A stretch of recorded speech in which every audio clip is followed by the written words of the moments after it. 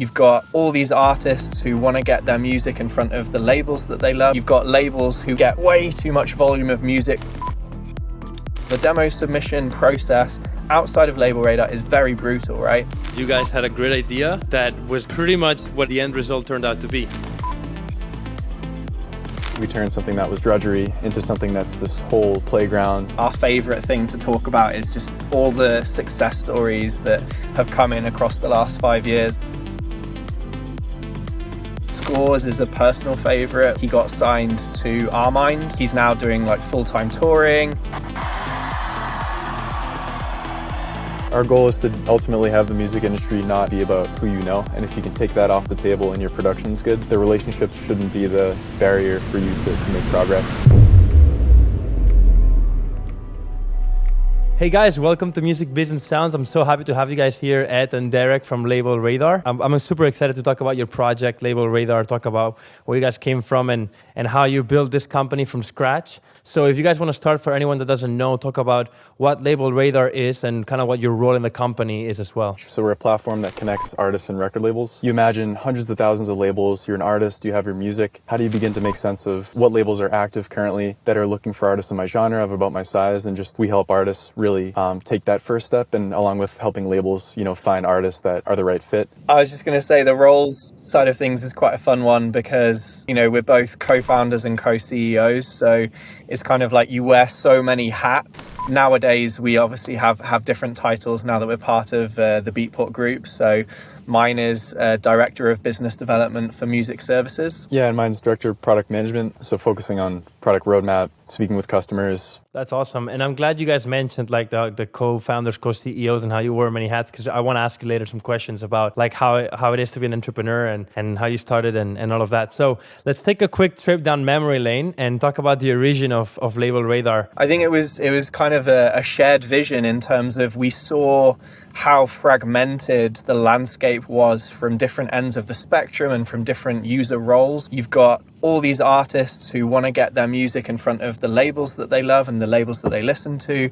And then you've got labels who either just get way too much volume of music to be able to get through it in a meaningful way over email, for example, as it was at the time, let alone actually respond to artists and let them know that they've listened and what the outcome of that listen was. And then at the other end of the spectrum, you've got all of these labels that want greater access to emerging artist talent, but don't necessarily have the profile to attract that talent and be on their radar, so to speak. Were you guys also artists when you began the whole process? Oh, yeah. Nice. Yeah, Raw Frequency and Some Hero. What kind of music did you guys make? Dubstep, yeah, and drum and bass for you, Ed, right? Yeah, I mean, it was kind of like dramatic film score that then went into kind of dubstep and drum and bass. Me and Ed actually met because at the time he did a compilation album for charity, Everyday Matters, and I was doing a similar project while I was in university. So then we had somebody introduce us, and he had worked for Monster Cat. They were getting thousands of emails a week, completely unsustainable. And on my side, I was small label, 100 DMs a day, trying to find artists to fill a roster, to do these charity EPs. And we really bonded over this problem where, small labels couldn't fill their roster, bigger labels couldn't manage the community and the volume, missing hidden gems. And then from the artist side, we both felt the weight of just how difficult it is to approach the industry. And we became like great friends through that. And when you guys started, were you guys like the only company that was trying to tackle this problem? Did you have any competition? And how were you guys trying to be different? I guess the main one that comes to mind is Submit Hub, right? They've been in the space for a while doing similar things, but with a very different proposition. A lot of the partners that adopted LabelRadar also used Submit Hub because it's kind of like two different solutions and two different use cases. We're less focused on feedback and we're more focused on speed of access. We're so much focused on finding the right labels as fast as possible and get really good at matching, along with transparency of anytime your demo is interacted with, you're updated in real time. We sort of took the the efficiency approach over feedback, which can still be left, but it's less of like the focus of the model and it's more of the speed. And it's also the kind of alignment of incentives approach is slightly different. On LabelRadar, the incentive that we're honing in on is your desire to discover exciting new artist talent and connect the dots with emerging talent, whereas the use case on SubmitHub is more financially motivated. Our approach was very much like we want people to be using the platform for the outcome of discovering new talent rather than to earn a bit of money by just powering through some submissions. I like that you mentioned money, because my next question was like, how did you guys plan to monetize like LabelRadar in the beginning? And then was that actually the way that it ended up being monetized? A good analogy we always try to use is either, LinkedIn or dating apps, in that you can use these platforms for free. But if you want to get that next level of participation in the ecosystem in terms of the next levels of benefits and features, we sort of have a similar model where we have LabelRadar Pro, which gets you a lot more sort of features unlocked. Like you can update track versions. So if you come up with a new version of your track 6 months later, you can update it. And then any conversation you have, they all update real time. You can see views to your actual profile itself, which is discoverable outside of your submissions. Your submissions rank to the top, so you get faster response times, and you can upload more beyond the free threshold monthly. It proved that it was fitting, the market in the way that we hoped it would. It wasn't a perfect fit by a long stretch, but it proved the assumptions enough that we knew if we kept building and iterating on that model, we could get to, the best product market fit possible. That's sort of smart, and it's good because a lot of companies fail in the beginning and have to pivot so much.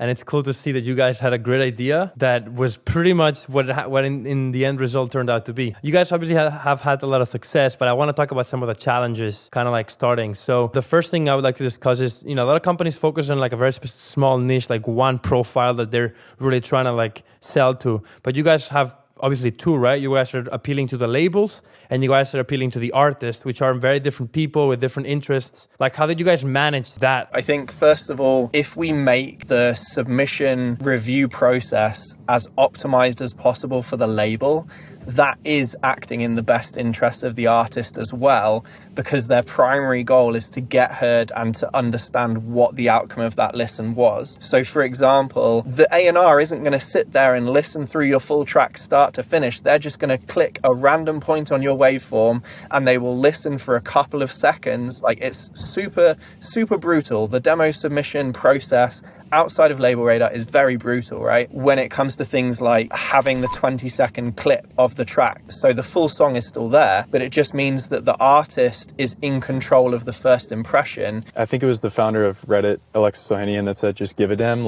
speak to your users and actually get that constant feedback and have conversations. And that's the only way you're ever going to get there and find that right balance. We turned something that was a really it was drudgery into something that's this whole playground. And I wanted to ask you guys, because you guys obviously you have pretty big labels, independent labels in your platform, including especially in electronic music, like Armada, like one of the world leading labels in electronic music. I'm assuming before you guys came into talking to these labels, they had their own systems, and I'm assuming it wasn't that easy for them to just completely switch over to you guys. So how was that process of trying to get labels to come to you and convincing them, and the growth to keep getting bigger and better labels? I think initially it was hard because we were unproven, right? We'd initially done a lot of the platform building with Monstercat hand in hand to kind of sense check it all with a label partner. So that meant that we knew straight away we had one of the icons of our industry on board, and we could then leverage that to get through the door with some others. And then it kind of snowballs from there, where you get that bit of industry proofing where it's like, oh, okay, so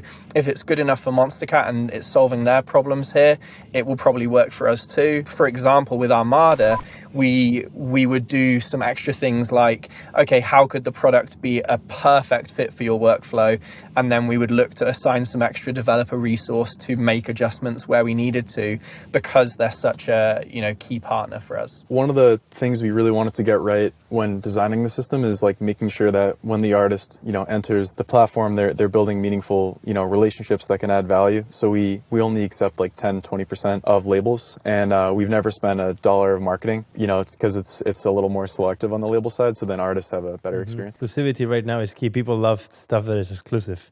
So if they know that the labels in your platform are exclusive and it's hard to get in, it's like, oh, now they're more interested. I was wondering, since you guys are in different time zones, did you guys build a company completely remotely, or were you in the same city when you built the company? The 4 co-founders are all in a different country. So there's Ed in the UK, myself in the US. We had Juan in Argentina, and then his brother Seba in Spain. Wow. Both developers as brothers. Just to give you a sense too, and then we have support in Colombia, social media support in Brazil, and development in Argentina as well. That's awesome. So yeah, we've been remote. We met up one time before the Beatport acquisition in the entire 5 years. And did you face any like big challenges because of that, like communication wise, culture wise, time wise? It can be challenging because it's such an emotional journey when you're doing a startup. The odds you're facing are just seemingly insurmountable, like that you're actually gonna survive, never mind like thrive. So like to go on that journey purely remotely can be challenging, like just to get that beer after work or something. But I think we maximized it, and it is a testament, I think, to our relationship across all 4 of us, and just the trust we had that people are, putting in the work. I want to talk about the Beatport. I want to go obviously huge for you guys. So how do you guys get in touch with Beatport for them to invest in you, and how has it shaped the company or redefined any of your workflow? We initially started working with them on the remix contest side of the business. They wanted to use us to power some of their contests. So I think it was the first one we did, the Tiesto one, or was there one before that?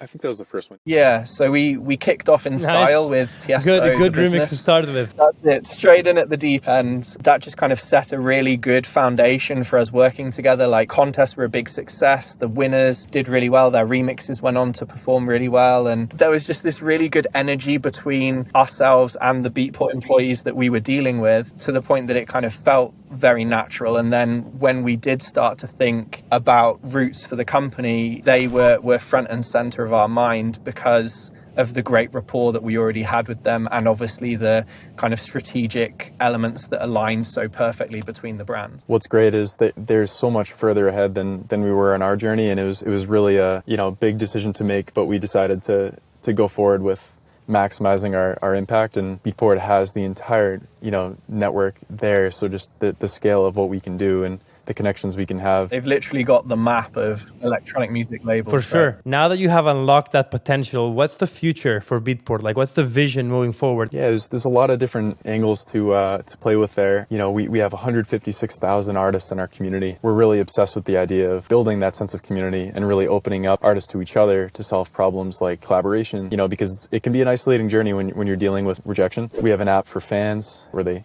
scout unreleased music. We're excited about the potential there and to really invest into the fan experience. Yeah, a lot of other exciting things happening in the industry, like AI, and without getting into my next question was exactly about that. So my next question was exactly about AI. So let me just jump in and maybe Ed, you can talk about this, but how is LabelRadar like looking at new technology and adapting? The role AI can really be interesting with, from our perspective, is enhancing the core nature of what we do in terms of fostering connections between artists and labels with more accuracy, and doing that at a scale than would currently be possible. Yeah, we'll be able to go so deep on just making those connections make as much sense as possible. Really personalized between the label and the artist based on the very sound that they both have, along with, a million other variables that just weren't possible before, to really go deep on catalogs, on music, and just make matches. To kind of close, I wanted to close the episode. I wanted to talk about a success story that is actually no other than myself. So I wanted to tell the audience and tell you guys that I currently host the podcast for Blanco Negro, but the way I got in touch with Blanco Negro was through LabelRadar. I submitted 2 songs to LabelRadar and I got signed through there. And then after that, connections happened. It led to a beautiful relationship. When we decided to make this podcast, I wanted to talk to you guys because it's a platform that means a lot to me. And I know a lot of artists have similar stories. Amazing. Thank you for sharing that. It's probably our favorite thing to talk about, is just all the success stories that have come in across the last 5 years. Scores is a personal favorite, where he got signed to Armind. The reason his one is so great is it was kind of one of his first releases as an artist. Also, he's now doing like full-time touring, hundreds of thousands of monthly listeners. It's amazing that we were able to play a part in getting it on the world stage kind of thing. Yeah, our goal is to ultimately have the music industry not necessarily be about who you know. And if you can take that off the table and your production's good, the relationships shouldn't be the barrier for you to make progress. And we're happy to continue the journey and to have an impact on making it more accessible for everybody. And to finish, we ask every guest, who do you think we should interview next? Any other companies that you guys like?